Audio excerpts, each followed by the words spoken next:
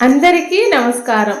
ఈరోజు మనం శ్రీరాముని చరితంలో శ్రీరాముని జననం గురించి తెలుసుకున్నాం. వీడియో చివరి వరకు చూసి లైక్ చేసి సబ్స్క్రైబ్ చేయండి. రఘుకుల వంశస్థుడు అయినటువంటి దశరథ మహారాజు తనకు సంతానం లేకపోవడం వలన విచారిస్తూ తమ కులగురువు అయినటువంటి వశిష్ఠ మహర్షి దగ్గరికి వెళ్ళి తన సమస్యను చెబుతాడు.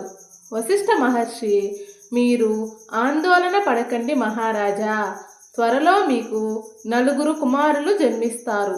వారు ముల్లోకాలు ప్రసిద్ధి చెంది ఆదర్శంగా నిలుస్తారు అని చెప్పి, అలాగే శృంగి మహర్షిని ఆహ్వానించి పుత్రకామేష్టి యాగం జరిపించమని చెప్తాడు. శృంగి మహర్షి యాగం జరిపించి ఆహుతి సమర్పించగానే అగ్నిదేవుడు హైస్యాన్న పాయసంతో ప్రత్యక్షమై దశరథ మహారాజుకు ఇలా చెప్తాడు. ఓ రాజా, మీరు ఈ పాయసంను మీ భార్యలకు పంచిపెట్టండి అని పాయసం చేతికి ఇచ్చి అదృశ్యమవుతాడు.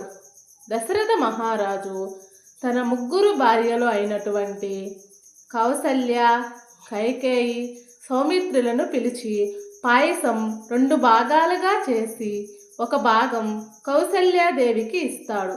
మిగిలిన ఒక భాగమును 2 భాగాలుగా చేసి ఒక భాగం కైకేయి దేవికి ఇస్తాడు. మిగిలిన ఒక భాగాన్ని 2 భాగాలుగా చేసి కౌసల్య, కైకేయి చేతికి ఇచ్చి సౌమిత్రి దేవికి ఇవ్వమని చెప్తాడు. అలా పాయసం తాగిన 3 రాణులు గర్భం దాల్చుతారు. అంతా సంతోషమయంగా మారుతుంది.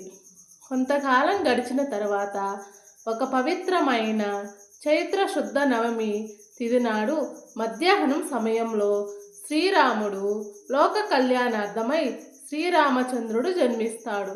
శిశురోధన విన్న దశరథ మహారాజుతో పాటు అయోధ్య నగరం అంతా ఆనందంతో పరవశించిపోయింది. అలాగే కొంతసేపటి తర్వాత కైకేయి, సౌమిత్రి కూడా భరత, శత్రుఘ్న, లక్ష్మణులకు జన్మనిచ్చారు.